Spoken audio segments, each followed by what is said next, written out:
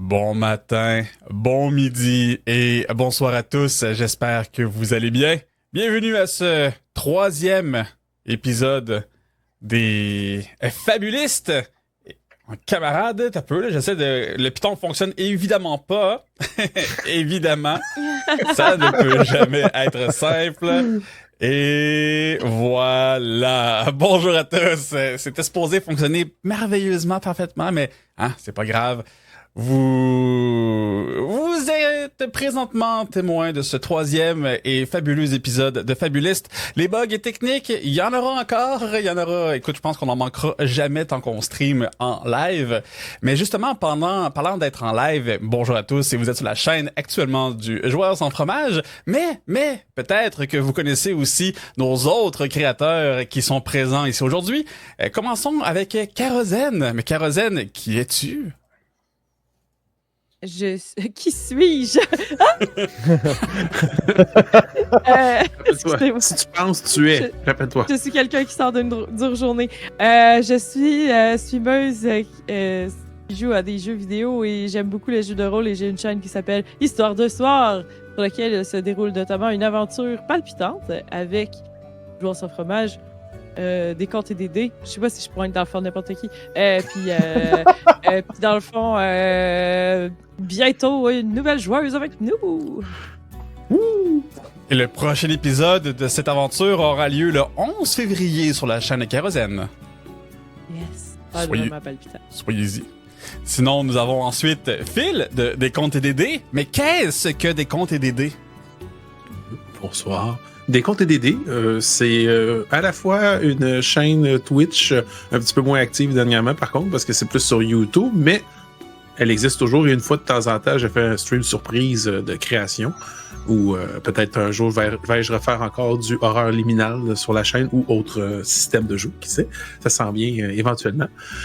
Des vidéos sur YouTube ou autre, mais c'est aussi ma marque pour tout ce qui est écriture et mon identité au secondaire qui est enregistrée et tout. C'est quand je publie que je fais quelque chose d'officiel, là, c'est aussi ça, des comptes et des dés. Excellent, excellent. Et pour terminer, dernier, mais non le moindre, le maître de jeu, entre autres, de l'univers de Dracosia, Mario. Mais qui est donc Mario? Et tu es ici, entre autres, au nom de Jeux à Z? Ou du moins, pas au nom de, mais affilié à? Ben ouais, je vais amener beaucoup, je pense, la vision de Jeux à Z avec les discussions qu'on a ce soir, où dans le fond, une entreprise. Jeux à Z est un commerce de jeux de hobby, de jeux de rôle, et etc. Situé à Châteauguay, je suis le directeur adjoint de la compagnie. Et je suis streamer. On a ouvert notre petite chaîne Twitch pour ouvrir notre salle de jeu, dans le fond, en ligne pendant la pandémie, vu que tout était fermé. Et c'est cela. Et oui, on stream du Donjon Dragon et du Wargaming principalement sur la chaîne. Excellent. Prochain. C'était les Bellarti, ouais. C'est le meilleur groupe. Moi, je parle pas. Il y a du monde qui me regarde, là, je m'en mêle pas. No comment. No comment. Donjon Dragon chez Jeux à Z, si vous suivez pas déjà cette partie-là, dont moi et Joueurs sans fromage et sommes joueurs. On est des bros and sisters. Littéralement. Tant que ça reste en famille, tu sais. Alors, aujourd'hui, notre épisode numéro 3 de notre rencontre fabuliste aura encore, comme d'habitude, dans le côté discussion, podcast, plus une bonne jasette à la bonne franquette sur l'état des jeux de rôle et les différents points qu'on va soulever. Et par la suite, on va faire encore une fois un atelier de co-création qui, si vous souhaitez participer à l'auditoire, ça se passe littéralement dans le chat sur Twitch. Des fois, vous avez des bonnes idées, des fois, vous avez des contraintes intéressantes à nous proposer. Mm-hmm. Alors, c'est toujours le fun de créer. Puis, cet atelier-là sert à pas nécessairement vous montrer qu'on est bon, parce que c'est pas nécessairement vrai sur tous les sujets, en tout cas, mais juste de faire réfléchir 4 maîtres de jeu un peu... voir qu'est-ce qui vient chercher les maîtres de jeu qui ont écrit quelque chose. Des fois, vous donnez des bons trucs, puis des fois, vous donnez juste un bon spectacle. Alors, je propose qu'on commence tout de suite. Bel euphémisme. Oui, c'est ça. Phil nous avait monté une de bons sujets de discussion. Alors, j'aimerais te passer la balle pour que tu nous lances ça. Oui, on revient un petit peu sur... Maintenant, on dirait que ce qu'on fait, c'est qu'on revient sur la fin de notre discussion précédente et on continue de débouler. Si jamais vous aviez pas vu l'autre d'avant, on parlait beaucoup du socio-financement, des financements des jeux. Ça serait quoi des projets idéaux? Tu sais, qu'est-ce qui fait accrocher les gens? Qu'est-ce qui fait décrocher les gens dans un projet? Tu sais, surtout au niveau, bien sûr, des jeux de rôle, puis les financements participatifs et tout. Puis là, on a commencé à se tremper un peu le pied dans l'univers du jeu de rôle au Québec. Fait que on continue, il y avait l'orteil, puis là, on va continuer de rentrer à l'intérieur un peu plus loin dans cette magnifique piscine de discussion avec, entre autres, on avait parlé de connaissez-vous des projets québécois actuellement en développement ou à venir? Kérosène nous avait mentionné qu'il y avait peut-être quelque chose sur lequel elle travaillait. On avait mentionné Horreur liminale. Il y avait Janinja qui avait mentionné qu'il y avait un projet au sujet qui est en collaboration entre Québec et France pour Traveler. Mais peut-être que depuis qu'on a eu cette conversation-là, est-ce qu'il y en a parmi vous qui ont entendu parler de d'autres projets québécois qui sont en développement? Je tiens aussi à mentionner que l'auditoire dans le chat Twitch, vous pouvez absolument aussi partager sur tous les points qu'on aborde, vous pouvez partager l'information. Alors, ça peut nous intéresser aussi des fois si vous avez des petites pépites que nous, on ne connaît pas. Ah oui, mais moi, parce que dans l'univers du jeu de rôle, ça en passe des choses. Il s'en passe beaucoup, mais de mon côté à moi, ça se passe en dessous ou au-dessus du radar. Je suis beaucoup plus dans mes pantoufles, surtout ces temps-ci avec les multiples changements dans ma vie. Mais c'est sûr que là, on a quand même une certaine chance ce soir. On a le propriétaire d'une boutique de jeux de rôle. Est-ce que, par hasard, Mario, je veux dire, t'as des scoops? Est-ce que t'as des choses? Écoute, j'aimerais, mais j'ai fait le tour de nos 4 distributeurs cet après-midi quand j'ai vu la question pour voir si j'en trouverais un. Et la réponse est non. Donc, il y a... Non, mais c'est correct. Ça me fait plaisir de le faire. J'ai vraiment fait le tour de tous nos distributeurs et je n'ai rien trouvé qui s'en venait. Du moins, et même, je sais pas si vous saviez, là, mais même se procurer un livre en français de Donjon Dragon 2024 va être quasi impossible s'il n'y a pas de renouvellement ou quoi que ce soit, parce que Wizard a décidé que c'est dans le fond la compagnie qui faisait la traduction n'est plus capable de fournir. Et quiconque veut faire la traduction de D&D se doit être capable de garantir 1 million de copies dans un délai relativement très très court. C'est 1 million minimum, c'est ça le contrat. Donc, extrêmement difficile à ce niveau. OK, ça explique pourquoi il n'y a pas eu de traduction de la 2014 pendant vraiment longtemps. Ouais, en réalité, c'est parce qu'il n'y a aucun... Si on regarde, là, honnêtement, il n'y a probablement aucun producteur au Québec qui est capable de se permettre un affaire de même dû aux demandes d'impression. Fait que c'est juste en France. 1 million, c'est énorme. Là. Fait que c'est vraiment l'espoir et qu'il y a une compagnie française qui va décider de prendre le flambeau. Mais en France, ils ont annoncé que la distribution se ferait. Il y a une compagnie qui a levé la main pour la France. Ouais, c'est ça. Mais tout ce qui est l'Amérique du Nord francophone, parce que oui, le Québec est le gros morceau, mais il y en a aussi aux États-Unis, en Ontario, en Saskatchewan et ailleurs, là, au Manitoba. Parce que, bref, toutes les provinces ont des petites communautés francophones, mais à date, ce qui est de l'Amérique du Nord francophone, il n'y a personne qui a levé la patte. On s'entend que 1 million de copies au Québec, on est quoi, 9 millions? Oui. Un joueur de Donjon Dragon sur 9, t'imagines-tu dans quel monde on vivrait? Ouais, mais en réalité, c'est que si tu prends le contrat, là, mettons, tu dis je fais les millions, c'est que tu vas en exporter en France, on va s'entendre. Ou comme, tu sais, tu as d'autres provinces, là, je veux dire, c'est juste. Mais il y a une réalité, on va en parler. Moi, je vais te dire, ça fait 10 ans que le magasin est ouvert. Puis là, je vais vous donner des chiffres ce soir. On est au Québec, je suis dans une communauté francophone. Je vais vendre un livre en français de Donjon Dragon pour 1000 livres vendus anglophones. Ah, ouais! C'est fou, ça. Et au Québec, je vais vendre un livre d'un autre RPG, incluant Pathfinder, pour 2000 à 2500 copies de livres de Donjons Dragons vendus. Wow, ok. c'est à ce point-là que Donjon est implanté ici, là. Par contre, là, puis là, je vais mettre mon chapeau analyse de données. Vas-y! L'affaire, par contre, c'est que, tu sais, c'est sûr que les livres en français, s'ils arrivent plus tard, t'enlèves le hype du niveau de la sortie. C'est un bon point. On parle aujourd'hui. Fait que, tu sais, les francophones sont de facto quand même désavantagés, ce qui fait qu'on va vendre moins de livres, là. Mais n'empêche que ça... On se doute que ça serait plus bas, mais... C'est sûr que si l'on prend l'exemple de Donjon Dragon parce que c'est simple, mais le livre du monstre devrait sortir prochainement. S'il sortait en même temps en français et en anglais, probablement, comme Caro dit, il y aurait beaucoup plus de ventes en français que, mettons, présentement. Dépendamment du prix, parce qu'oublie pas que la plupart du temps, un livre traduit... c'est 15-20$ de plus. Exactement. Hein? Et n'aura pas nécessairement non plus l'ajout de Wizards of the Coast avec les livres à édition limitée. Right? Ouais, aussi. Fait que là, t'as comme d'autres facteurs au niveau de Dungeons and Dragons Puis, qui viennent jouer là-dedans. C'est plate, mais tout ce qui est au niveau de la traduction de Donjon Dragon, le précédent qui s'était mouillé à l'expérience, qui avait fait des traductions des premiers livres de la 5e édition, avait mauvaise réputation. Les traductions étaient pas bonnes, il y avait des typographies, il y avait des affaires qui étaient... J'ai essayé de lire... La tombe de l'annihilation en français. Oui. Puis ça a fait... La majorité des gens m'ont dit « Fais pas ça.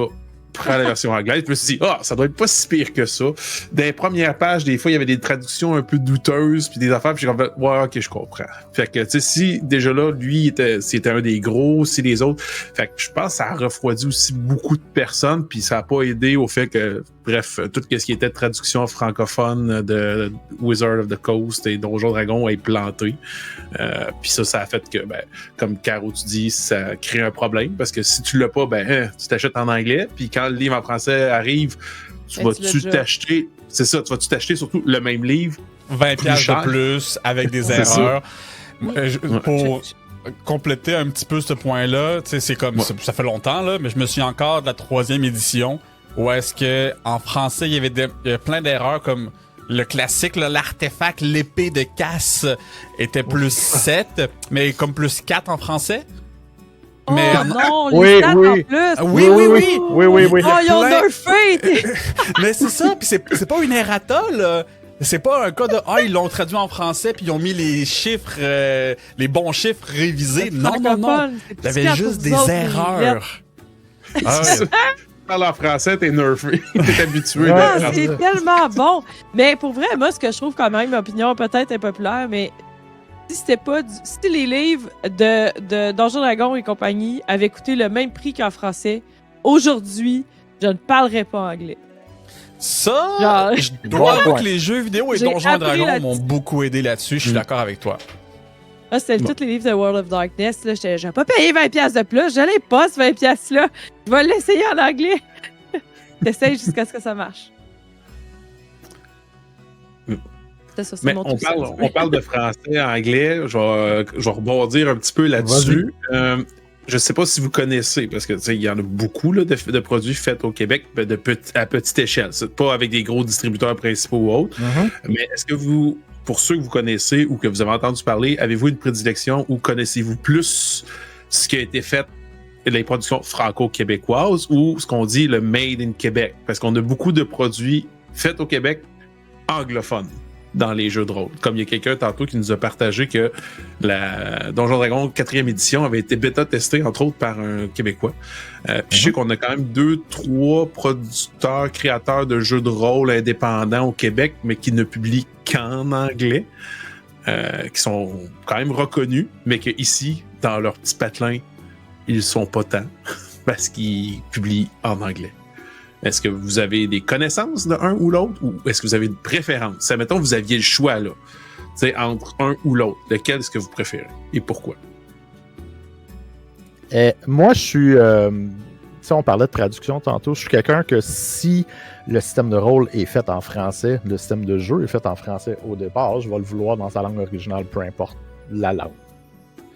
Donc, ça va être français ou anglais. C'est la même chose pour les films. Là. Si c'est un film français, genre Les Trois Mousquetaires, je l'écoute en français. Si c'est un film en anglais, je vais l'écouter en anglais. Donc, un peu plus compliqué en italien, par exemple, mais... Écoute, tu te forces au pire, mais tu comprends ce que je veux dire. Fait que c'est toujours d'acquérir. Puis fait au Québec ou quoi que ce soit, non. Je peux vous en sortir un autre, par exemple, qui a été playtesté au Québec, et c'est de la compagnie Modifius. Le Star Trek Adventures a été playtesté au Québec. Je fais partie des playtesters, puis le magasin était une de leur Starbase pendant le playtest de la première édition. Il y a combien d'années, ça? C'était avant la pandémie, j'ai oublié. Okay. Ça fait quelques années. Mais si mon nom est pire, dans le livre, là, genre, ça fait 5-6 ans. Temporalité. Ouais, c'est ça. C'est après ou après. Ouais, c'est ça. On va parler maintenant de pré-pandémie et post-pandémie. Ouais, effectivement. Fait que c'est ça. Fait que c'est plus une présélection. Mais non, des jeux de rôle au Québec, québécois, non. À part Kérosène, parce que c'est plus proche parent. Puis, moi, que j'ai fait. Les un choses jeu. comme ça, mais sinon j'en connais pas beaucoup. Toi, JSF, est-ce que tu as entendu parler de quelque chose par la bande, ton chat ou autre? Non, même pas. Ou aurais-tu une prédilection? Une excellente question. Ben, je veux dire, prédilection, c'est sûr que si j'ai la chance d'avoir un jeu québécois en français, langue d'origine et tout, moi, je serais très intéressé. Mais j'en connais pas. Puis, je suis du genre que j'aime ça jouer en français. J'aime ça pouvoir, au lieu de dire, OK, je vais faire, je sais pas moi, Misty Step, je vais lancer Foulée Brumeuse. Je préfère le dire en français. Fait que avoir des traductions officielles, c'est le fun pour l'immersion. Parce que commencer à franglaisiser, on l'aime bien ça au Québec, là, dire des choses en anglais, c'est cool. Mais j'aime bien pouvoir... Déjà, Eldritch Blast? Frappe... Frappe occulte. C'est frappe occulte. Ah, je pensais que c'était pire que ça. Non, c'est vraiment pas si pire. Oh, ouais. Mais il y en a qui sont pas très cute, là. Ça, c'est un fait. Mais moins qui sont cute, plus que je les aime, on dirait. En plus que c'est vraiment du français un peu... pas cheap, mais caricaturé. On dirait que plus que j'aime ça. Ah, t'as-tu un exemple? Écoute, Est-ce que t'as fait un pas vers l'avant, là? Écoute, j'aurais pas trop le choix d'aller... Je vais prendre 3 secondes et demie, voir dans mes notes si je trouve pas quelque chose... Ok, je vais passer à Kérosène pendant que tu fais la recherche. Si tu veux, je peux t'ouvrir Foundry, GSF, ta fiche, tu l'as fait en français au complet. Tu vas pas faire. Oui. Moquerie vicieuse. Parce que, tu sais, genre, même au niveau des jeux vidéo, je me dis, c'est fait au Québec. On essaie de... Je pense qu'on dirait que c'est ça la force au Québec parce qu'on n'est pas nombreux. On s'encourage entre nous, tu sais. Mais j'en connais pas tant que ça, tu sais, à part... tu sais, les projets que toi t'as fait avec le Kickstarter ou ben TP, la traduction de Horreur Liminale. Le reste, tu sais, comme en ce moment, moi je fais Public Access puis bientôt Brindlewood Bay, je trouve que ça vaut le coup. Je l'ai racheté en français parce qu'ils ont mis de l'amour dans la traduction puis tout ça. Puis c'est pas des jeux qui sont extrêmement chers, fait que ça vaut le coup. Mais encore là, c'est pas fait au Québec, là, fait que c'est ça dépend. Ça dépend. Si vous voulez en savoir un qui est anglophone, il y a The Lost Bay Studio, qui est quand même très gros. Puis il y en a un que je me rappelais tantôt, puis évidemment, j'ai oublié de le noter. Je me rappelle que Pépé l'avait vu en entrevue, puis lui, il fait aussi un site où est-ce qu'il recense toutes les SRD, c'est tous les documents open source des jeux de rôle que les compagnies donnent accès. Puis même que des fois, quand il y a une compagnie qui ne le donne pas officiellement, il les contacte, puis leur dit « Hey, tu veux-tu mettre le SRD sur mon site? » J'essaie de me rappeler c'est lequel, mais là, puis lui, il a aussi créé des jeux de rôle. Malheureusement, tout ça est en anglais. Sinon, ben, pour finaliser un petit peu là-dessus, avant que JSF clôture le sujet avec son sort de Donjon Dragon très bien traduit, j'ai reçu aujourd'hui un Kickstarter québécois qui est Sleepless Beyond Sanity. Le gars avait commencé ça avant la pandémie, puis il l'a fait en anglais.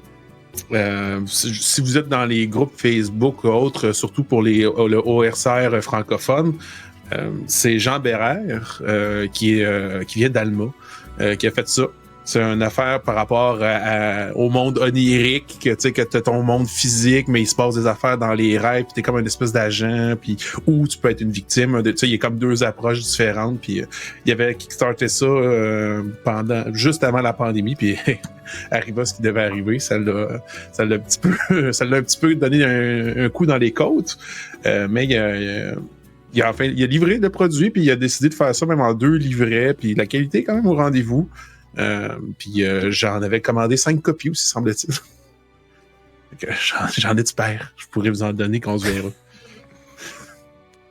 Mais je me rappelle qu'il avait fait vraiment pas cher, puis je m'étais dit que pour l'encourager, justement, parce que c'était... de mon côté, c'était pas mal un des premiers Kickstarter de jeux de rôle québécois que j'avais vu passer.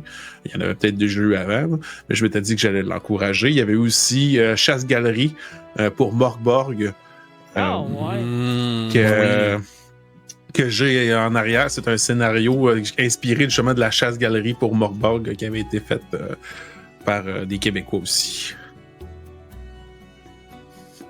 Et donc, JSF, c'est quel est ton sort le mieux traduit? Écoute, j'ai pas trouvé les exemples que je voulais qui étaient un petit peu cringe, mais tu sais, c'est un peu comme le classique, donc Goodberry, baie nourricière en français. Ça n'a pas la même, on va dire le même punch, baie nourricière, mais on dirait que j'aime ça. On dirait que j'aime ça que ça soit pas cool dans dans l'appellation, dans la prononciation. Puis je sais pas, moi ça me plaît. Bref, c'était juste une aparté. Par rapport à la production la traduction des œuvres autres, il y a Karen Salander qui demande qu'est-ce qu'on pense du rôle de l'IA dans la production de documents. J'ai vu plusieurs maîtres de jeu qui traduisent le contenu grâce à l'IA. Moi, de mon côté, je vais dire ce que je pense avant de vous passer la balle. La traduction via l'IA, ça n'utilise pas vraiment l'IA. Je veux dire, il y a des programmes de traduction qui ne sont pas IA. Fait que, il y en existe même des excellents qui peuvent aider à bien démarrer une traduction, mais que tu vas devoir quand même corriger. Au final, toi-même. Qui ne sont pas Google Translate. Ça, je suis d'accord. Mais ce qui est de l'IA en général, pour un document officiel, commercialisé, que tu vas distribuer, pas pour moi. Tu sais, mettons, si c'est ta partie maison ou quelque chose que tu vas faire chez toi pour ton plaisir personnel et tout, je suis d'accord, j'ai pas de problème. Mais si c'est quand c'est rendu que tu pourrais, à la place, te trouver un partenaire ou le faire toi-même ou trouver quelqu'un ou que tu pourrais engager quelqu'un, puis qu'à la place, tu demandes à l'intelligence artificielle de le faire pour toi, ça, je suis plus réticent. Mais ça, c'est pour mon côté à moi. Est-ce qu'il y en a d'autres parmi vous qui avaient une opinion sur la question? Je pense que pour la traduction en tant que telle, comme tu dis, il y a tellement d'options à gauche et à droite qui existent. Et puis, un bon traducteur va toujours faire le meilleur job, là. Parce que t'as beau te servir de l'IA. Tu sais, si t'es déjà, on va dire, bilingue, mais qui manque de nuances puis de force, tu peux lire puis voir comme, ah non, cette phrase-là fait pas de sens. Mais si je veux traduire ça en italien, puis je passe par Gemini ou ChatGPT ou peu importe, puis je mets ça là-dedans, j'ai aucune idée si c'est du bon contenu qui sort à l'autre bout, là. C'est en italien à cette heure-là. Fait que c'est sûr que je ferais pas confiance à 100%, là. Mais tu sais, comme tu dis, pour la traduction brute, ça me dérangerait pas. Pour générer du contenu, par exemple, je trouve que c'est un petit peu... un peu weird. Comme, t'as-tu des idées ou t'en as pas? Genre, c'est-tu ton stock que tu vends ou c'est autre chose? Je pense qu'on oublie trop qu'on l'a assez subi, la mauvaise traduction aussi. Mm-hmm. Tu sais, la différence entre une... Je sais pas, tu regardes un film, là, puis ils ont pris la peine de traduire la chanson, puis c'est encore poétique, là. Mais ça, l'IA, je pense pas qu'ils soient encore rendus là à choisir le bon mot pour que l'image soit belle, puis que les phrases soient bien tournées, puis que ça soit inspirant. Puis, dans la même affaire, quand on dit « Arc », c'est une traduction... il n'y a pas d'amour là-dedans. Alors, on reconnaît les mots, là, mais tu sais... je pense que c'est ce risque-là aussi que tu choisis en prenant une méthode automatisée. Même si c'est des très bons dialogueurs, là, l'IA, je trouve ça risqué, tant qu'à y être. Mais encore une fois, ça dépend du nombre... Ça dépend de ton budget aussi, tu sais. Encore une fois, si tu pars dans un Kickstarter, c'est pas si cher. Tu sais, moi, mettons, traduire ma thèse, là, je disais, tu l'écris toi-même, là, puis tu sais, j'ai traduit, j'ai fait réviser, c'était comme 700$, 800$ pour 60 à 80 pages. Tu sais, rendu là, ton Kickstarter, mais les 800$ de plus, puis engage quelqu'un, tu sais, de nourrir. Tu sais, créer de l'emploi, là. C'est ça aussi, être pour le Québec, c'est créer de l'emploi, là. Mm-hmm. Yes. Mais non, ça devrait pas. L'IA devrait pas être utilisée pour aucune génération de contenu commercial que tu vas vendre. Ça, tu peux engager quelqu'un, tu peux faire, comme Carazon disait, tu peux faire vivre quelqu'un. Ça devrait pas. Ceci dit, il faut faire attention parce que j'ai rencontré des créateurs de jeux de société il y a quelques mois qui, eux, avaient pris une affaire avec Adobe. Là. C'est comme des stock images, right? Pour faire leur jeu, et etc. Et à 90%, les stock images étaient faites par IA, mais tu le sais pas quand tu prends ton abonnement. Right? Fait on est même rendu à ce point-là où des compagnies qui disent vouloir te vendre des images avec des droits que tu as le droit de mettre sur tes jeux, etc., sont générés par IA. Fait que c'est vraiment tout un monde, cette histoire-là. Il faut faire vraiment, vraiment attention. Ouais, mais au moins, là, dernièrement, les banques d'images ont commencé à taguer les images qui sont générées par IA, mais des fois, c'est subtil. Faut que tu saches où chercher. C'est juste pour comme genre te faire je t'ai donné une IA, là. C'est comme, voyons, c'est quoi cette idée-là? Il y a un 6e doigt sur le bonhomme-là, ça va être de l'IA. Ouais, celui-là, t'es spot facile, mais il y en a que c'est beaucoup plus difficile à voir. Ouais, ben, tu sais, comme Wizard of the Coast qui se sont fait coincer par 2 fois. Oui. Puis là, maintenant, ils ont juste dit, nous, on va s'en servir maintenant. Ils ont décidé de juste doubler down, de faire comme ok, ben on va s'en servir maintenant officiellement. Voici notre déclaration. L'IA va être utilisée dans nos livres. Mais moi, ça, c'est une question aussi, par contre. Puis je lance la question si quelqu'un a la réponse, mais peut-être qu'il n'y en aura pas. Là. C'est que, tu sais, c'est de trouver l'équilibre aussi. Mettons, moi, un de mes projets, je me dis, je pourrais me payer un artiste, ça serait cool, tu sais, mais mon Dieu, que si je le fais faire custom, ça serait extrêmement cher. Il y a des artistes, tu sais, que je pourrais l'acheter à lui, je sais qu'il l'a fait, puis tu sais, pas c'est ArtStation ou, tu sais, acheter. Fait que c'est comme trouver, mais Fiverr, t'as pas la garantie non plus qu'il va pas te le faire par IA. Il y en a qui se font pogner, puis que c'est ça qu'ils font, là. Moi, j'ai engagé des gens sur Fiverr plus d'une fois. En tout cas, mes petites flammes là, en pixels, c'est genre, ça, c'est lui qui le fait. Puis tu vois le portfolio aussi, là, mais n'empêche que. Non, ben. Tout ce qui est par rapport aux banques à engager, il existe aussi des stock art, il y a des artistes qui font des images que tu peux acheter, puis autres.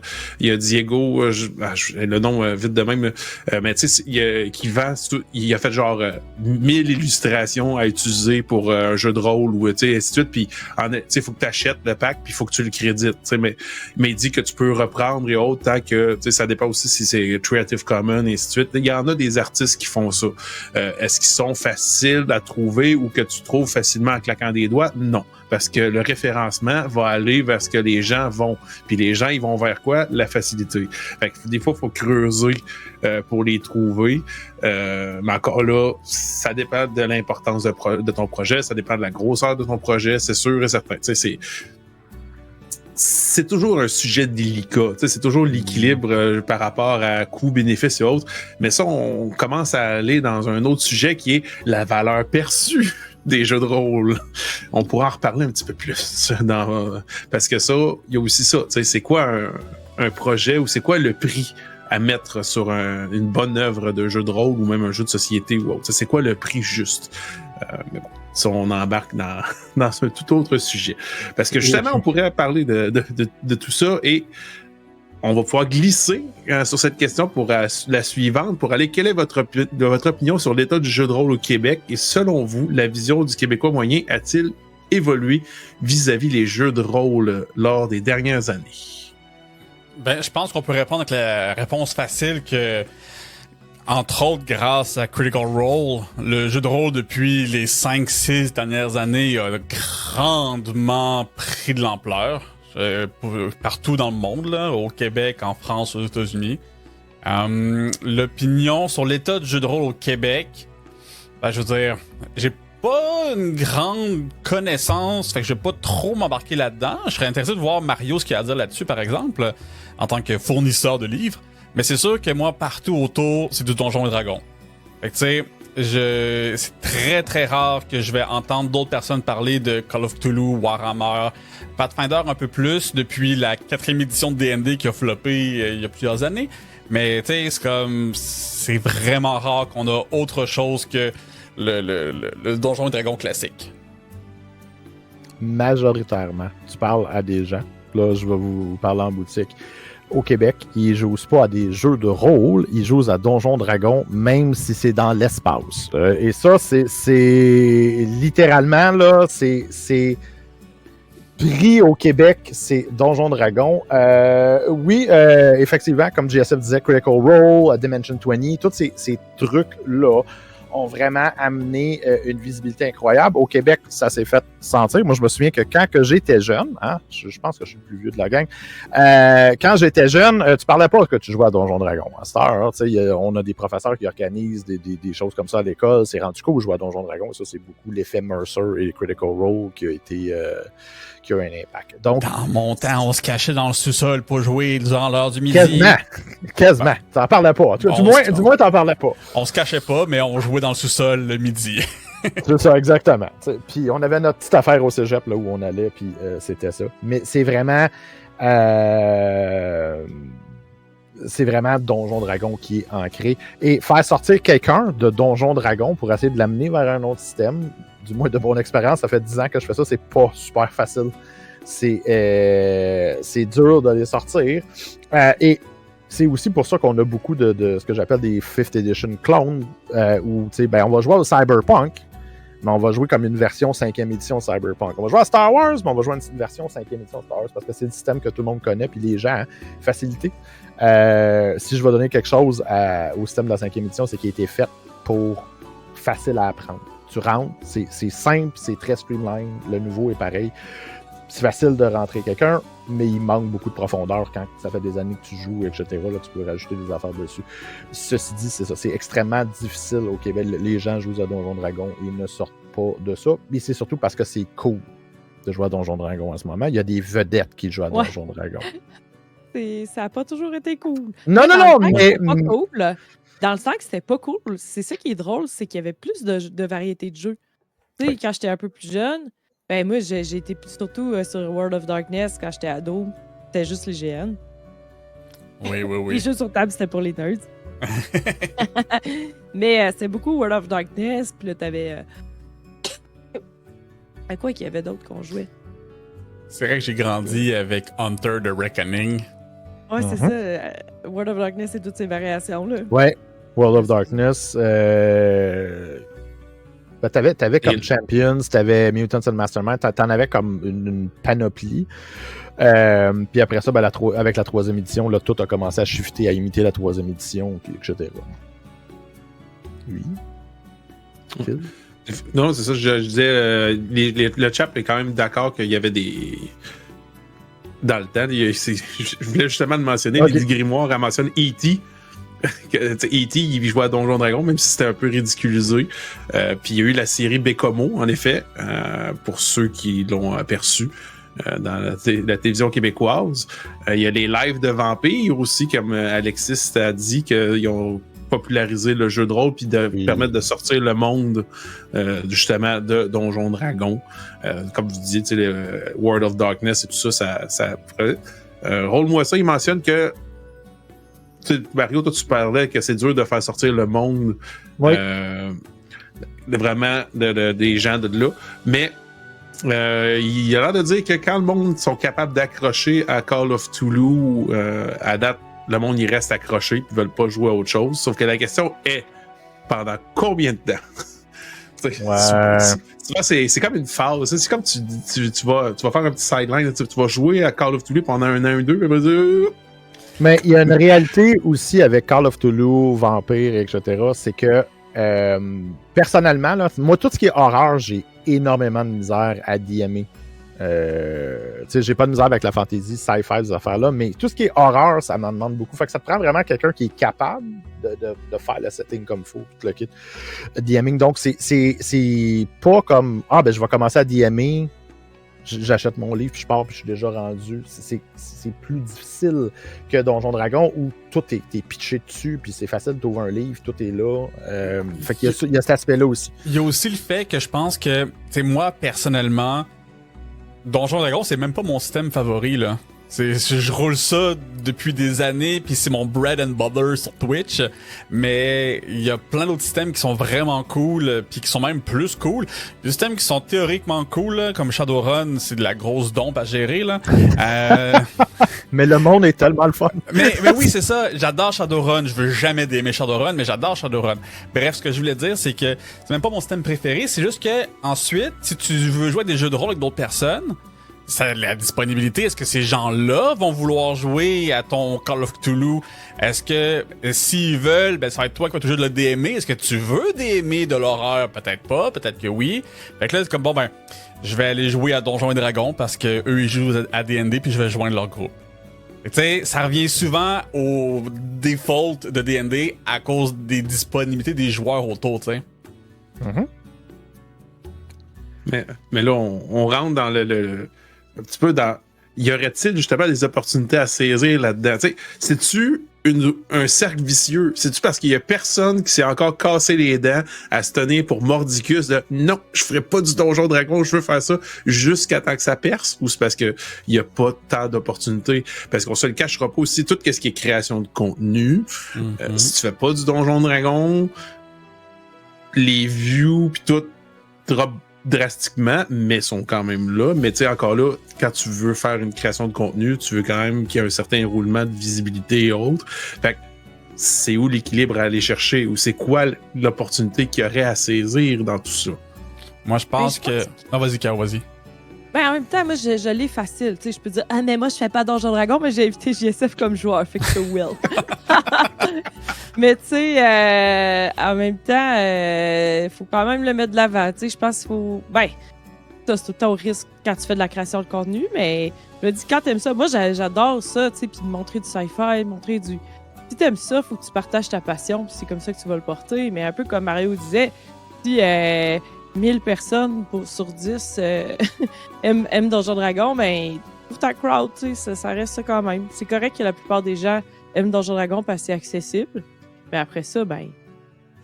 Ben, au Québec aussi, t'as un autre effet qu'il faut pas comme... regardez les GM, par exemple. Right? Au Québec, on en a beaucoup. Le médiéval fantastique au Québec est quand même très, très implanté.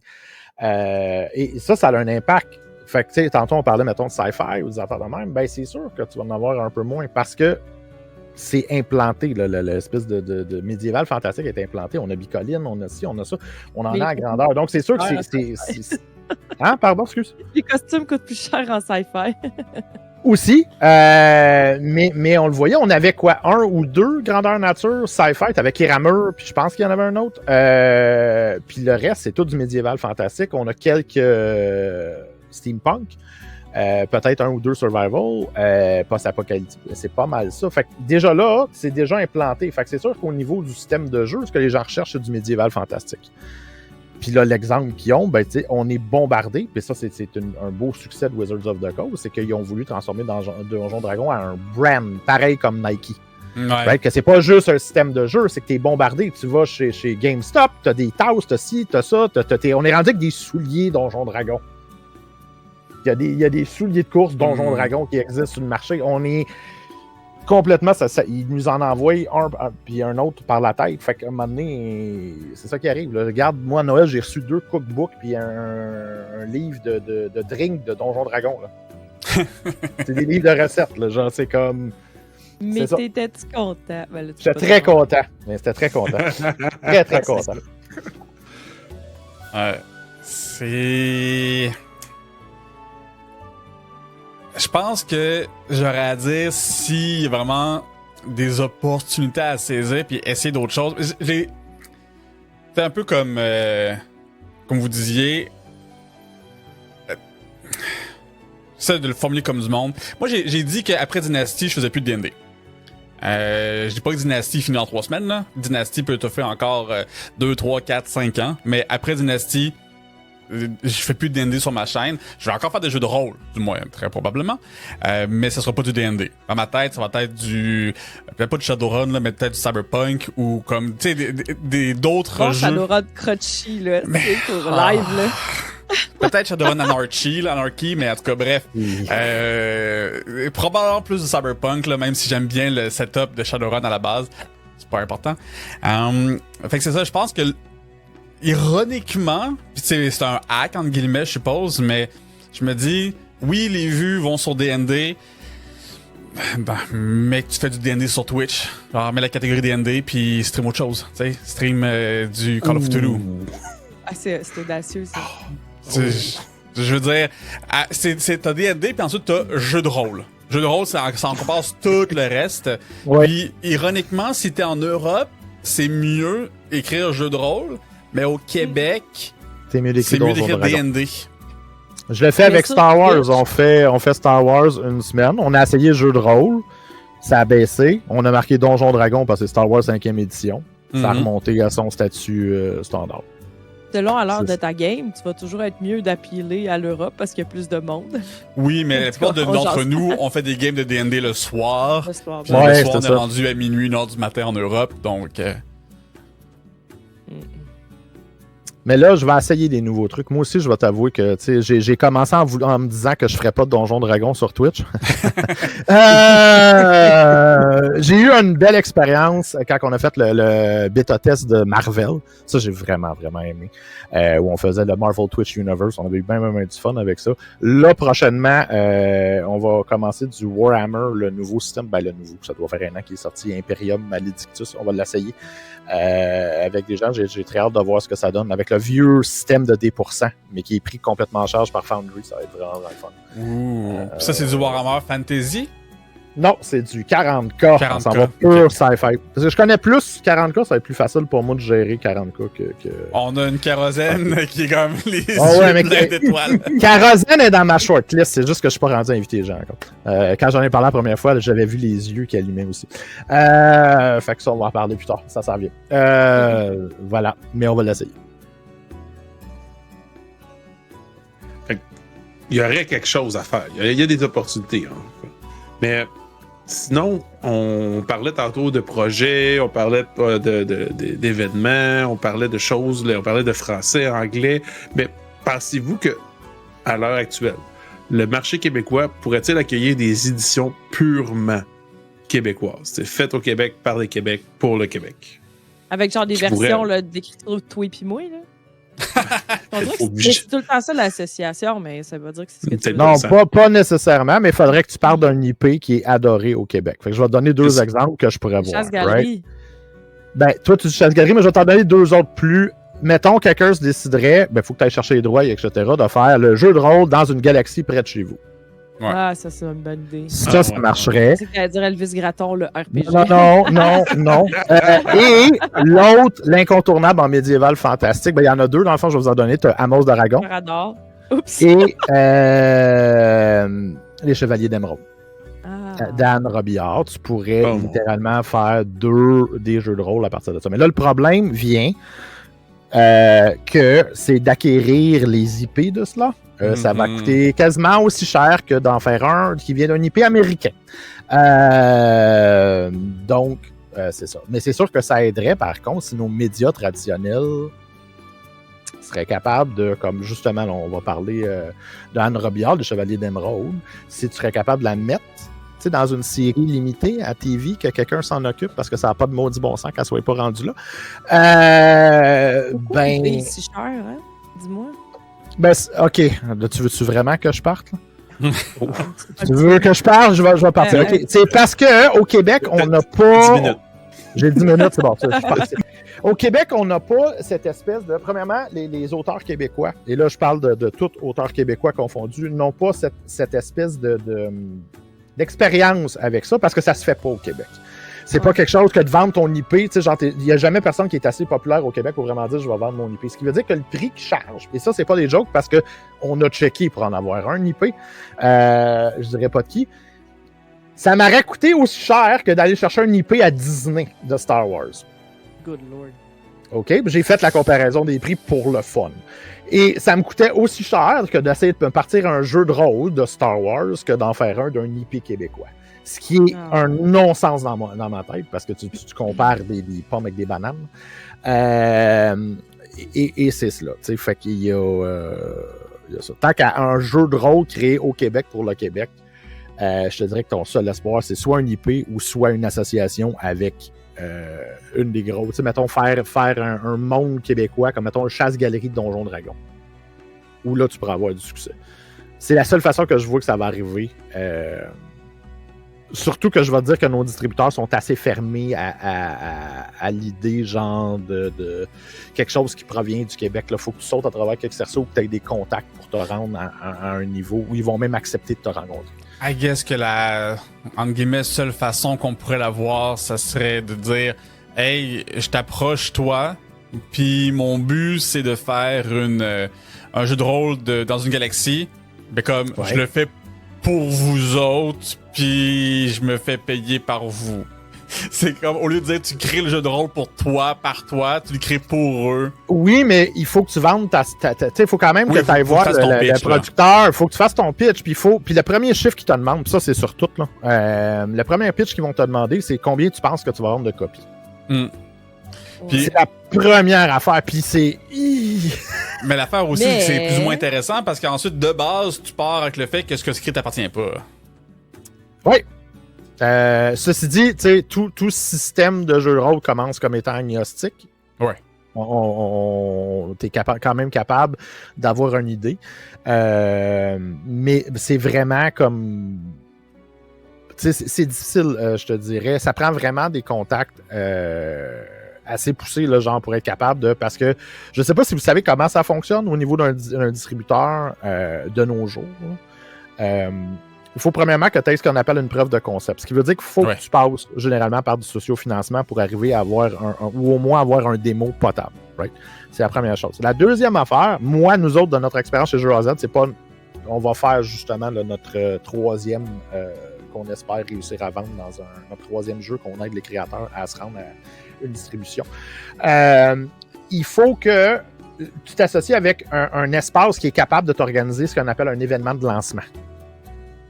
Comme nous, chez Jeux AZ, ça va être le troisième là, qu'on va faire dans pas long, où on va faire un événement de lancement. Puis là, on invite les agents d'acquisition des distributeurs canadiens et québécois. Il n'y a pas de distributeurs seulement québécois, c'est distributeurs canadiens à venir et espérer qu'ils soient assez impressionnés par le jeu pour prendre. Puis après ça, il faut que la compagnie qui passe ça soit assez solide pour se revirer de bord parce qu'un distributeur va te dire, ben moi, je vais vendre, mettons, au Canada, fait que je veux 500 000 copies dans 2 semaines. Ça, c'est comment la business marche. Ouais, je comprends. Puis si t'es trop populaire, ce qui va arriver, puis ça arrive, là, on va aller bâcher sur Amazon pendant qu'on est là. Si t'es trop populaire puis que ça marche trop ton affaire, Amazon va venir te voir, puis Amazon sont vraiment cool. Ils vont dire, écoute, moi je vais te payer, mettons qu'un magasin va avoir un cost, on va dire 45$ pour le jeu. C'est le prix de ton distributeur. Amazon va venir voir le créateur directement. Il va dire, ben moi, j'ai vu à 42$, mais je t'en prends 2 millions tout de suite. Et là, tout le monde va généralement signer. Et ce qu'ils savent pas, puis ça, je vous le dis, j'en parle ouvertement parce que ça arrive tellement de fois, j'ai vu tellement de magasins. Oui, ils ont une petite clause dans tous les contrats d'Amazon que s'ils ne vendent pas, ils te renvoient, il faut que tu les rembourses au même prix. Ce qui veut dire que si tu investis l'argent que tu as, puis mettons, ils t'ont demandé 40 millions de copies. Là, toi, tu as déjà réinvesti ton argent, tu te prépares pour une prochaine batch, puis ils te reviennent, puis ils en ont vendu, mettons, 1 million, ils te reviennent avec 39 millions, ben, il faut que tu les rembourses. Ouais, j'avais vu ça passer sur Internet, une écrivaine qui avait vendu, puis qui finalement, ça n'avait pas vendu assez, était toute fière de ses ventes, puis elle avait fait un bon profit, mais finalement, on te les renvoie, faut que tu les rachètes, t'es obligé. Puis là, t'es rendu en dette, puis faut qu'elle fasse faillite. Puis on a perdu le seul distributeur qui était comme québécois, là, qui est parti au Québécois, puis là, qui est à cause d'une histoire comme ça, qu'il y avait un jeu qu'ils ont décidé de vendre, ça fait pas longtemps. Puis c'est ça, ils se sont ramassés à être obligés de faire faillite. En grosse partie à cause d'Amazon. Voilà. C'est la business, je vous dirais. C'est très, très... Ben, c'est ça qu'on apprend aussi, c'est qu'on a beau avoir des belles idées, des belles motivations, des déterminations incroyables. T'arrives dans le marché du travail, t'arrives sur le marché de la business, puis tu te fais égorger. Sneak attack, pas de sauvegarde, paf, tu saignes dans le coin de la rue, puis c'est fini, là. Ouais, c'est très, très coupe-gorge. Comme pas mal tous les milieux. Mais celui-là en particulier. Parce qu'en plus, ce qui se passe, c'est qu'il n'y en a pas beaucoup, right? Fait que au Canada, tu as 3 distributeurs qui font des jeux de rôle, puis des jeux de société, puis tu te le quittes. Donc, le monopole est facile à atteindre, parce qu'en plus, ils s'arrangent pour mettre la main mise sur certains trucs. Fait que c'est ça. Très bon point, roule-moi ça. Oui, ça prend effectivement des experts légaux avant de signer les contrats. Juste que quand t'es jeune et naïf puis tu dis ben je peux clairement pouvoir faire ça, j'ai pas besoin d'avocat, je peux juste je veux dire, j'ai confiance en mes capacités ou ils vont pas m'arnaquer, puis là ensuite bam. Yep. Non, mais c'est principalement aussi pour le grand déploiement, sur ce qu'on parlait là. C'est si tu veux faire parce que si tu veux que ça marche, tu sais, mettons, tu veux créer un jeu québécois de rôle qui va supplanter Donjon Dragon. Là, on va se donner comme un écoute, tu dis ça, mais regarde Bicoline. OK, on va prendre les duchés de Bicoline, extrêmement populaires au Québec et dans le monde. Mettons qu'il y a quelqu'un qui se donne la brillante idée de partir le jeu de rôle des duchés de Bicoline, jeu de rôle sur table. OK? Je sais pas comment il ferait, là, mais on se comprend comme concept. Mettons. Ce serait Hero of Gracadia. Ce serait Hero of Gracadia, avec de la bière. C'est sûr. Mais un truc comme ça, tu veux que ça devienne le jeu québécois, tu n'auras pas le choix de faire du grand déploiement si tu veux remplacer, si tu veux que ça devienne mass market, qu'on va dire. Excusez pour l'anglicisme. Pour réussir à ce que le Québécois moyen apprenne c'est quoi ton jeu. Parce que là, présentement, au Québec, tous nos jeux de rôle créés, même nos jeux de société, ça va grandement t'aider. Tu vas en avoir, mais il faut que tu perces dans les jeux. Il faut que tu perces dans les boutiques, puis il faut que les boutiques le mettent de l'avant. Fait que ça te demande énormément de travail pour réussir à y arriver. Puis la seule façon que tu vas y arriver, c'est avec un distributeur qui, lui, est capable de faire, moi, je vais les envoyer dans tous les motus de magasins du Québec. Parce que tu te limites en le faisant pas en anglais. Déjà là, si tu veux juste la population québécoise pour le Québec, c'est quoi? On est quoi? 9 millions? Ouais.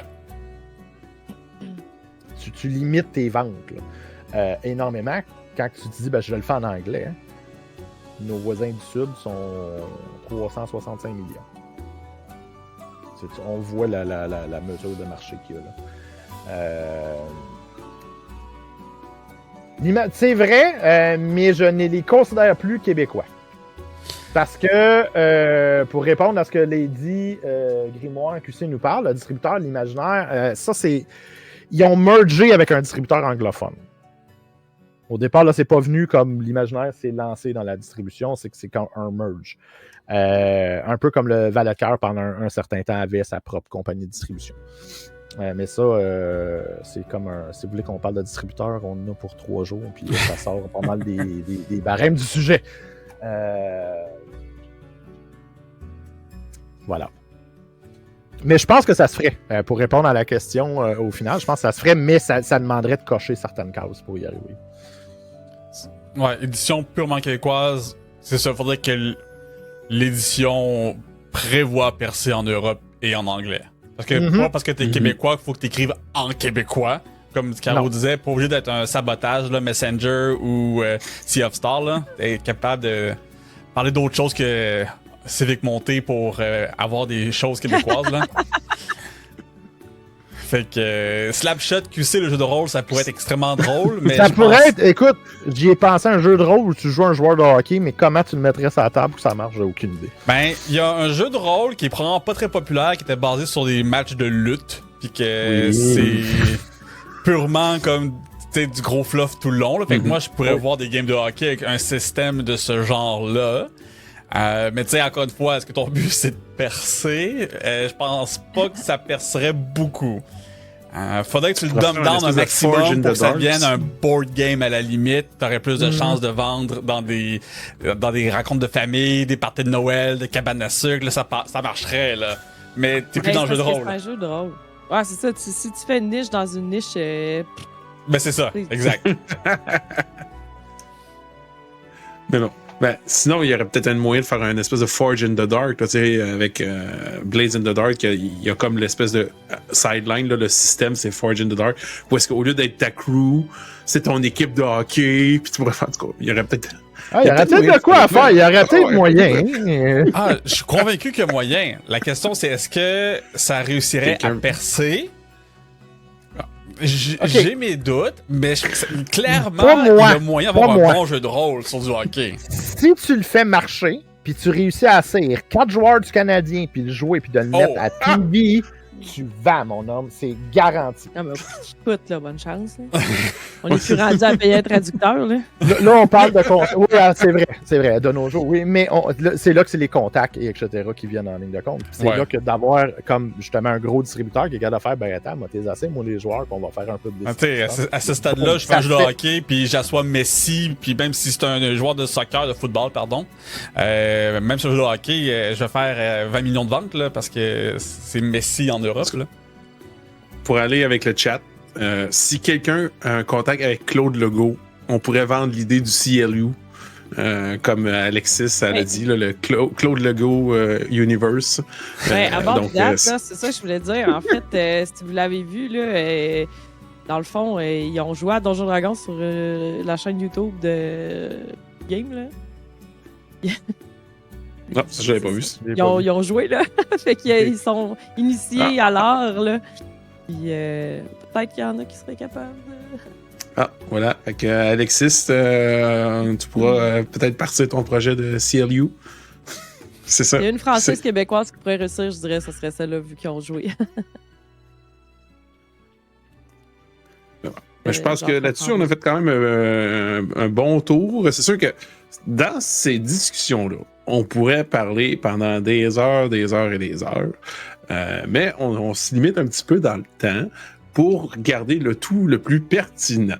Mais ça veut dire que s'il y a encore beaucoup de choses qu'on pourrait discuter à propos de ce sujet-là, ben ça veut dire qu'on pourrait se revoir dans un mois pour continuer. Lors du prochain épisode, le 4e.